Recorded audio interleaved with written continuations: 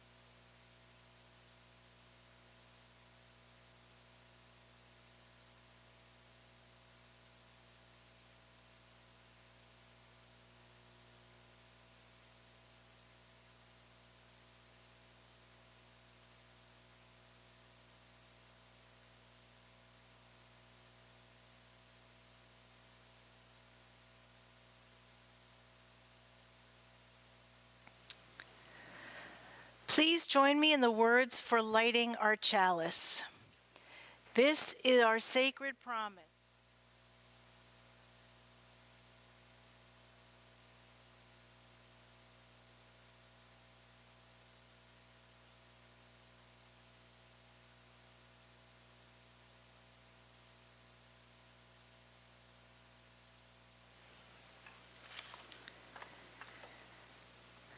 Good morning. Let there be joy in our coming together this morning. Let there be truth heard in the words we speak and the songs that we sing. Let there be help and healing for the disharmony and despair in the world today. Let there be silence for the voice within us and beyond us that troubles us. And let there be joy for us coming together. Now, if you'll stand as you're able and join me in singing hymn number 214, Shabbat Shalom.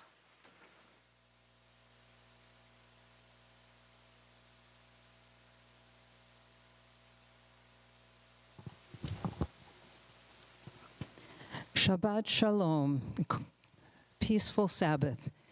And the choir is going to help support you on this. And if you're reading the words in the hymnal, we're going to be doing part 1 twice, the middle part twice, the bottom part twice, go back to the middle twice, and then the bottom part twice. So I'll just play it through once so you can hear what it sounds like.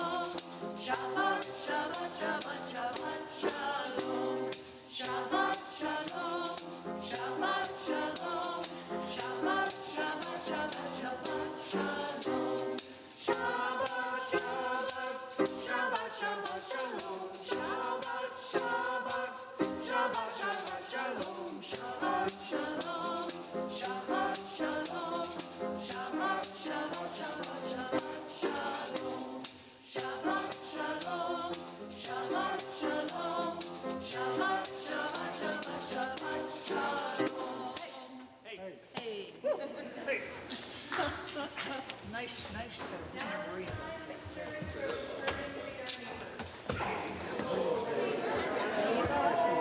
Hi, neighbor. Oh, will you say hi? Hi.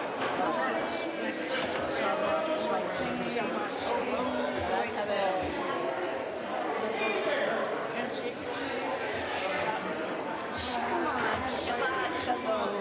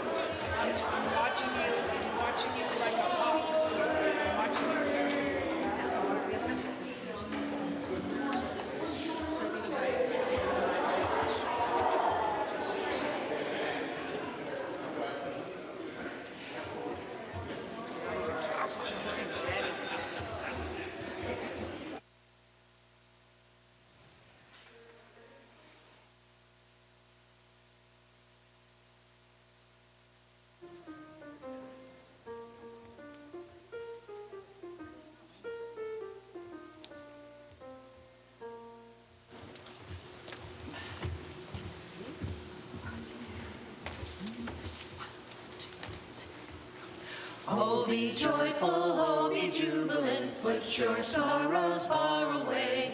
Come rejoice and sing together this happy day. Oh, be joyful, oh, be happy on this day. Oh, be joyful, oh, be joyful, oh, be joyful on this happy day. Oh, be joyful, oh, be jubilant.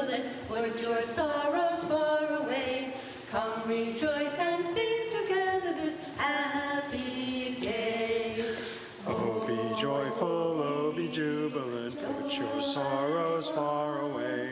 Come rejoice and sing together this happy day.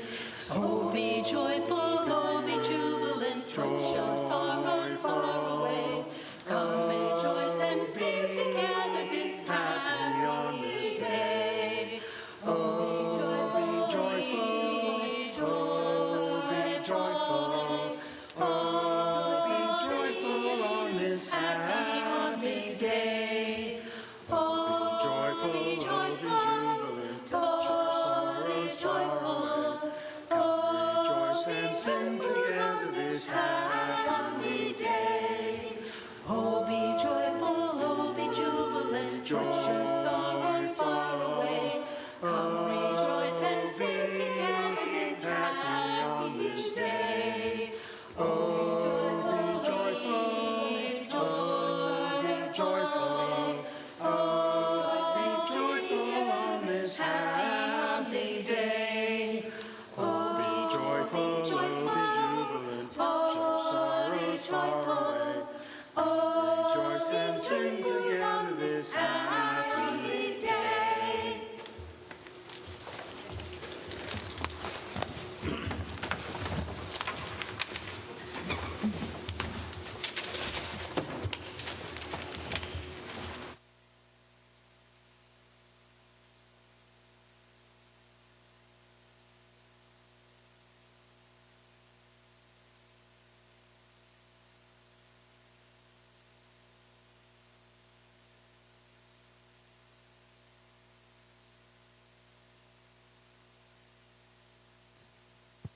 Now is the time in our service when we have the opportunity to share our most joyous moments and those that lie heavy on our hearts. So we invite you to come forward, light a candle if you wish, share your name if you wish, and let us know what your joy or concern is. Please hold the mic like I haven't been doing. Hold it close to your mouth, not touching, but close, and so that we can all hear you. So, would anyone like to come and share?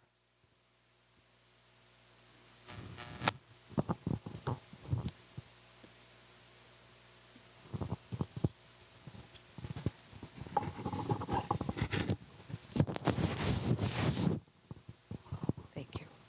Hi, I'm Ellie. I lit a candle of great joy this morning. I was raised in a Jewish home, but I'm not a practicing Jew. But one of the things that I look forward to every year is Passover at my cousin Betty and Sam's house. And they do it up big. And every year we are invited for Passover. And tonight is the night, and I'm really looking forward to it. And I'm especially joyful that both of my sons and their wives and now their children look forward to this annual tradition of family getting together for Pesach.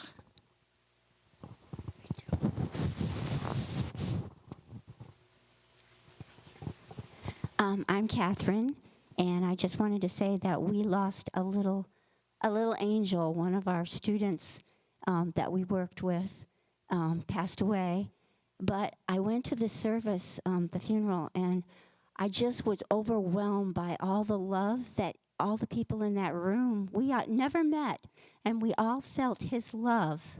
He was 17 years old, but I had worked with him when he was 4 and when he was 9. And then some of our other ed techs carried him through to being a junior in high school. And it was so wonderful to know that in those years, everyone understood him, everyone loved him. All the kids in the school showed up the night before or at the funeral service. They were there for him. And I just want to share that it was a wonderful life. Thank you.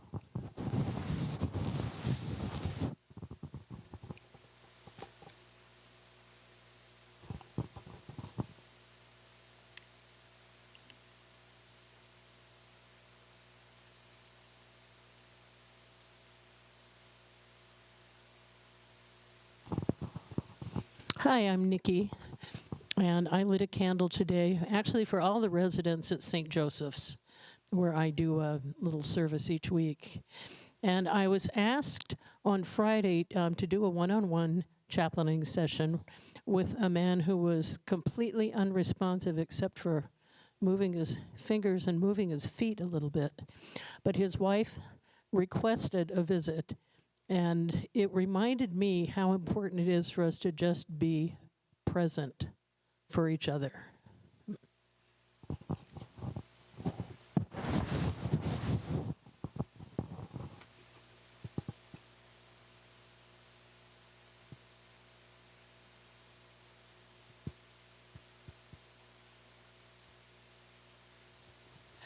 I lit one more candle for all of those joys and concerns that are in our hearts but have not been spoken.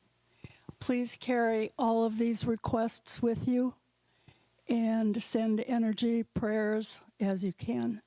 Thank you.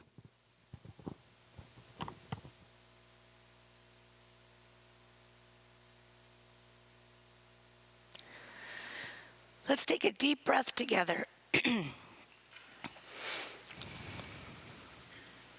And join in a spirit of reflection and reverence.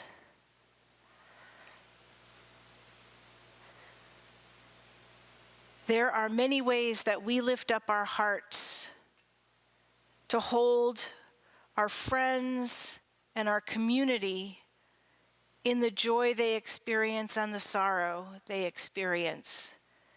It is a mark that we live in community to do just that. Today, as we consider the joy of celebration, let us hold in our hearts that joy and that celebration that together we lift each other up and together we celebrate with one another. Let us circle our hearts and our minds in support and care in this morning and as we move forward. So be it.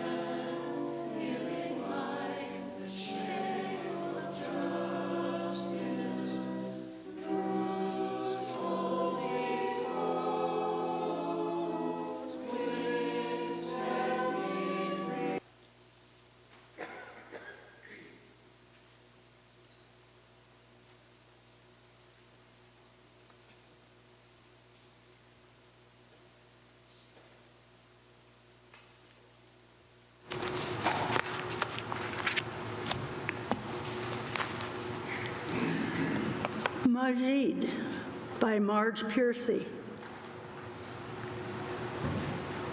The courage to let go of the door, the handle. The courage to shed the familiar walls whose very stains and leaks are comfortable as the little moles of the upper arm. Stains that recall a feast, a child's naughtiness, a loud battering storm that slapped the roof hard, pouring through. The courage to abandon the graves dug into the hill, the small bones of children, and the brittle bones of the old, whose marrow hunger had stolen. The courage to desert the tree planted and only begun to bear. The riverside where promises were shaped. The street where their empty pots were broken. The courage to leave the place whose language you learned as early as your own, whose customs, however dangerous or demeaning, bind you like a halter you have learned to pull inside to move your load. The land fertile with the blood spilled on it, the roads mapped and annotated for survival. The courage to walk out of the pain that is known into the pain that cannot be imagined. Mapless, walking into the wilderness, going barefoot with a canteen into the desert. Stuffed in the stinking hold of a rotting ship, sailing off the map into dragons' mouths.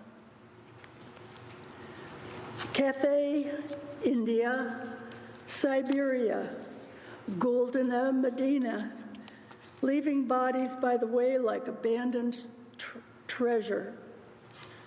So they walked out of Egypt. So they bribed their way out of Russia under loads of straw. So they steamed out of the bloody, smoking charnel house of Europe on overloaded freighters forbidden all ports. Out of pain into death or freedom, or a different painful dignity, into squalor and politics. Jews are all born of wanderers, with shoes under our pillows and a memory of blood that is ours raining down. We honor only those Jews who changed tonight, those who chose the desert over bondage, who walked into the strange and became strangers, and gave birth to children who could look down on them, standing on their shoulders for having been slaves. Passover honors those who let go of everything but freedom, who ran, who revolted, who fought, who became other by saving themselves.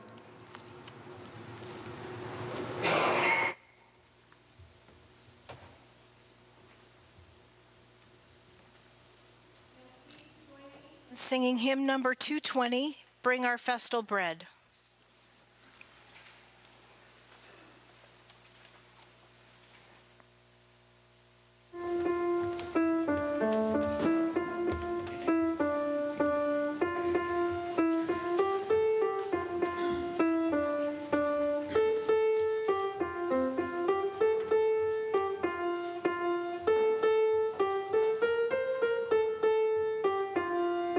Bring out the festal bread and sing songs.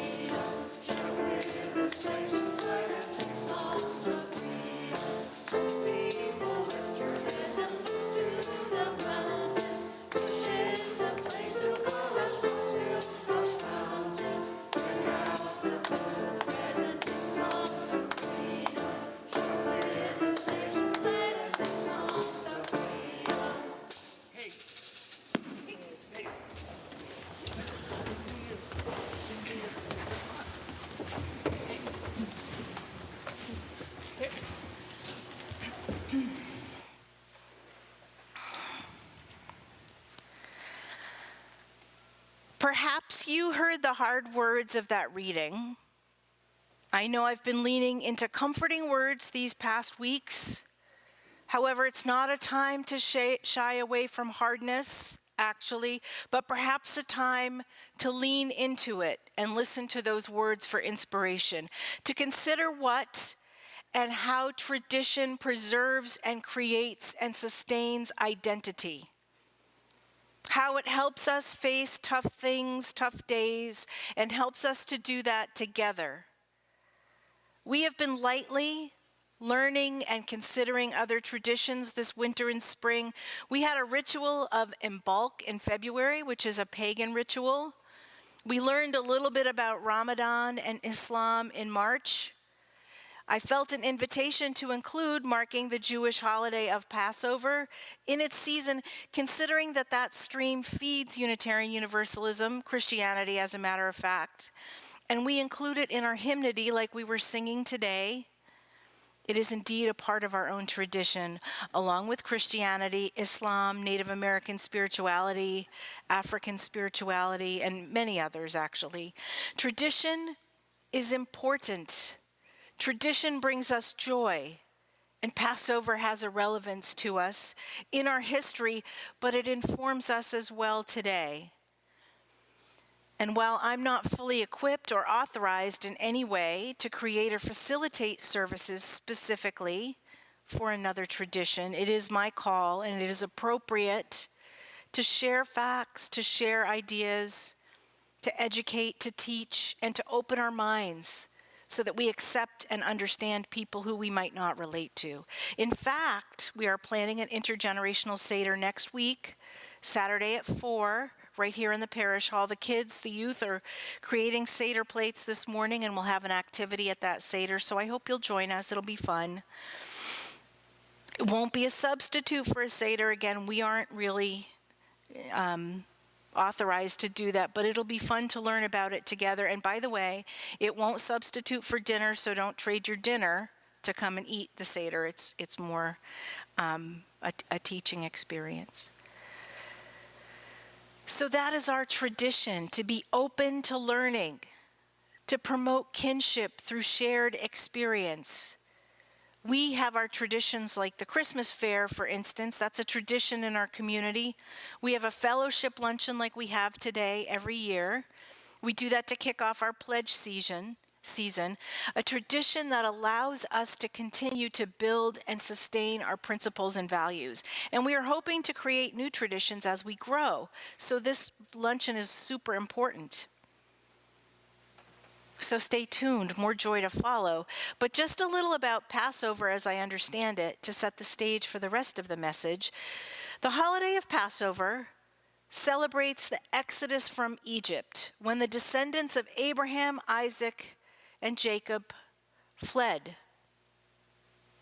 They fled slavery, oppression, and they became a new and unique nation under God. They evolved, their principles moved them, their God saved them.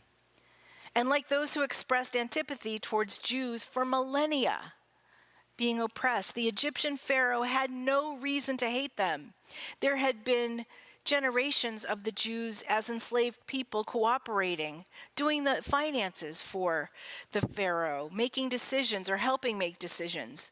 They were trusted. They were a part of society. And yet, somewhere down the road, one of the pharaohs turned tails, developed hatred, started blaming them, and so set out to oppress them.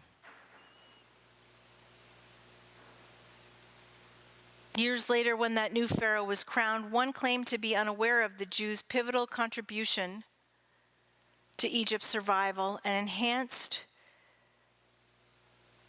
something must be done about the Jews, for they had too much power. They were foreigners. They were immigrants. Otherwise, he said, the Jews could unite with a foreign power in an act of treason, joining those who came to wage war and putting Egyptians in peril.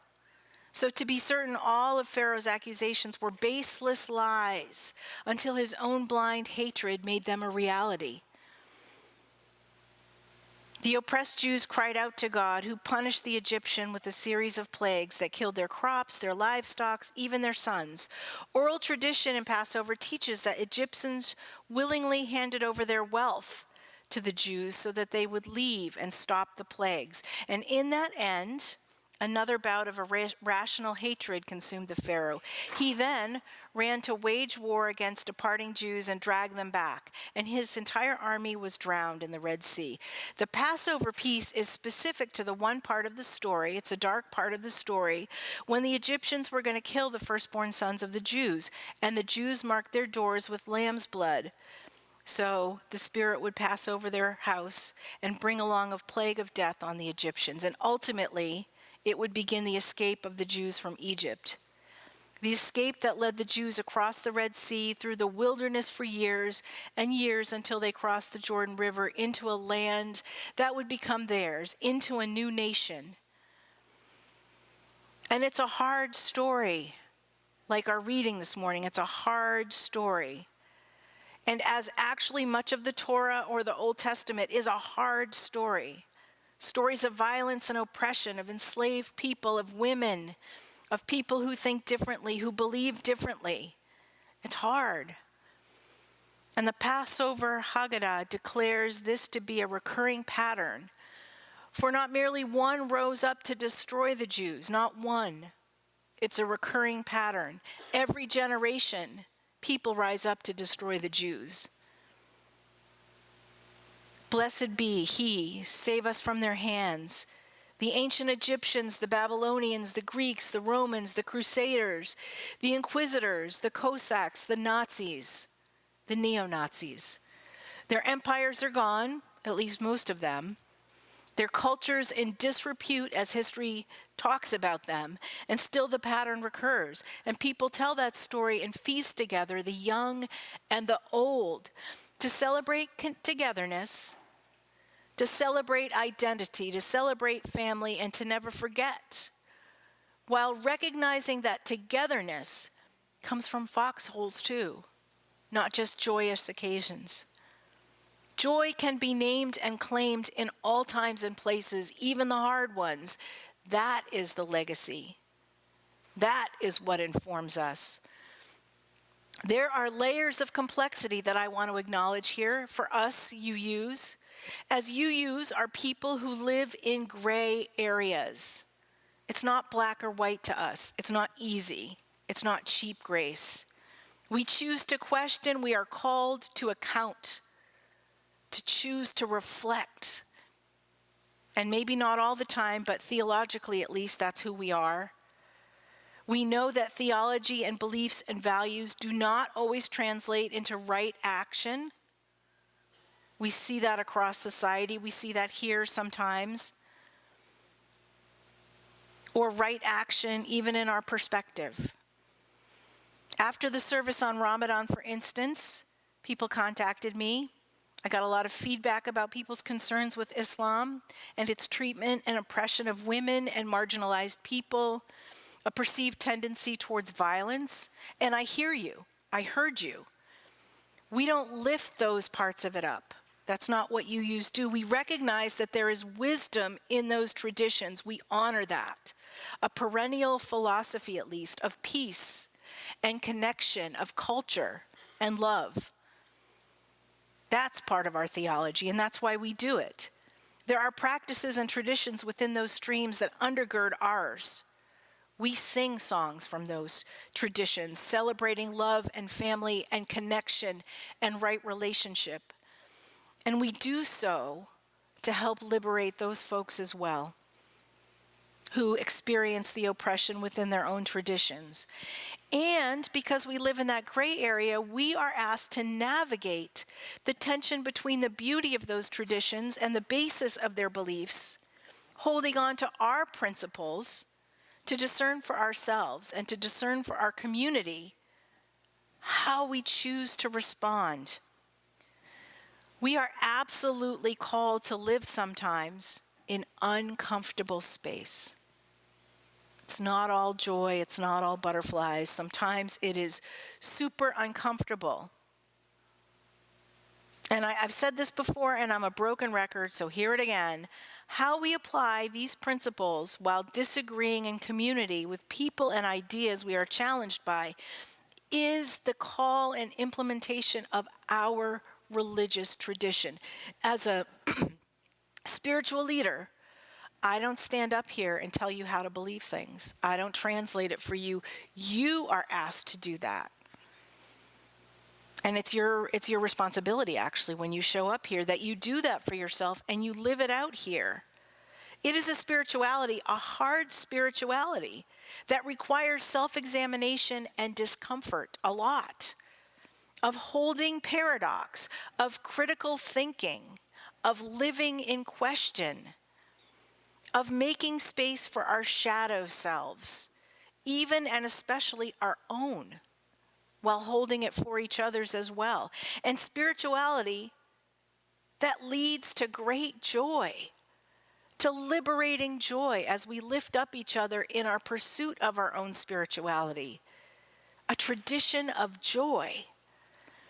So may we be inspired by the hard and sometimes sad stories of other traditions, taking them as testimony of hard times that are overcome through togetherness and relationship and shared experience. Let us consider the joy that can live in those hard stories, and regardless of what people face together, even though history and oppression repeats itself. There is always joy to be found in relationship and community and shared values and shared identity. And there is a call right now to hear that and lean into that, to cultivate the joy in this community and beyond, to support each other in what we need right now and what the world needs right now. We have traditions that have been those sources of joy and unity here in the church, like the Christmas fair, like the luncheon today, where we show our commitment to community and to each other. So I strongly invite you to dig deep, to discern what you can bring to the community right now to help us support one another and those that need us. Frankly, it isn't about money for me, and I'm sorry to the finance committee for that. But it's your time and presence to deepen, enjoy, and sustain one another that we really, really need right now. And to have difficult conversations and joyful ones, to self-examine, to hold each other and ourselves accountable for growth, to share wisdom that I know you all have. We have generations of wisdom here who know you-ism, who know community, who know advocacy, hearing them, listening to them, being in relationship to them. That's your call right now. And to share your full selves, which is the ultimate gift. It is the ultimate joy of tradition, to share your full selves, knowing that you are accepted and honored here. So let us continue to learn and explore and support each other on our spiritual journeys. That's a principle. To honor the interdependent web of existence, to use our democratic process here where we can, hold love as our center, honor the inherent worth and dignity of all. By offering our full selves and supporting each other in our full selves, in the darkness, in the hard times, in the hard stories, to recognize we each have the capacity, that we each have the capacity for darkness and light. We don't need to project that on each other. We each have that capacity.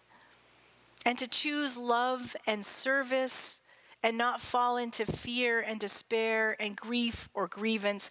I struggle with this every day. Politics, relationships, church matters. Every day I struggle with this. And I believe most of you do. In so many places in your lives. Most humans do. We are humans being human. But like the Jewish people, we have a choice to remember the hard times and celebrate how we transform through them, how we get through them together, how those inform our identity, and yet we choose a different path. We are Unitarian Universalist, and as our youth say, love is at our center. Love is at our center. Let that be our tradition. The tradition that we celebrate through the ages and tell our kids and or those who come along and join us in the pews. Let that be our tradition.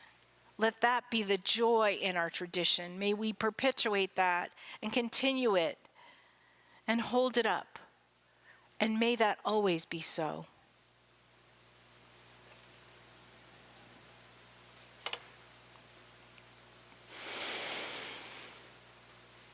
When we gather together as a community, we bring the gifts of ourselves, our hearts, our spirits, our time and energy, our talents and skills to support the work of this church here within our walls and in the larger community. We also bring our gift of generosity, giving of what we have so the work of this church can continue.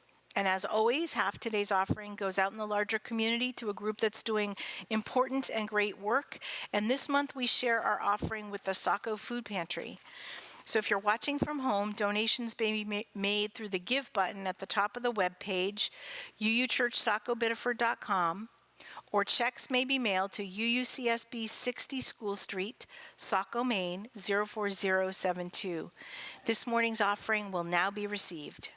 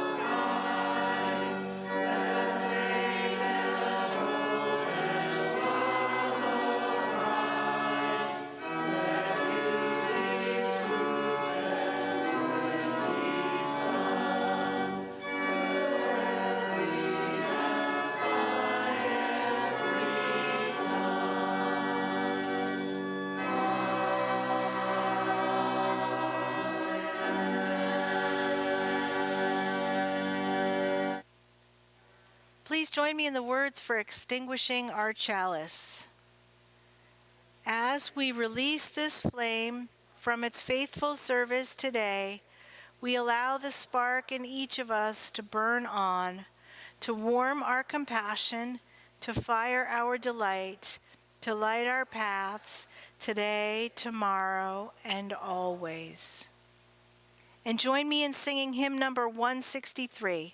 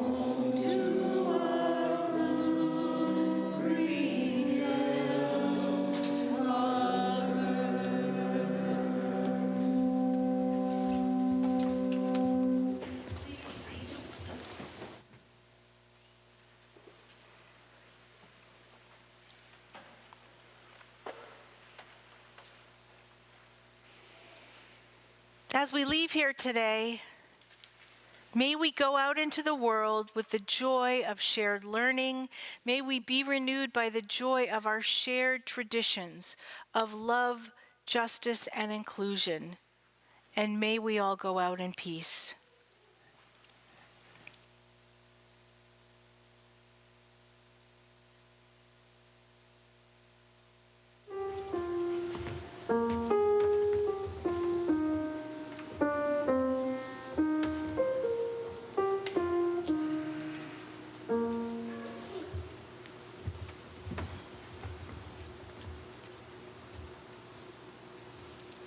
Let joy fill your heart, may peace be your goal. May joy, peace, and love make us whole. Let joy fill your heart, may peace be your soul. May joy, peace, and love make us whole.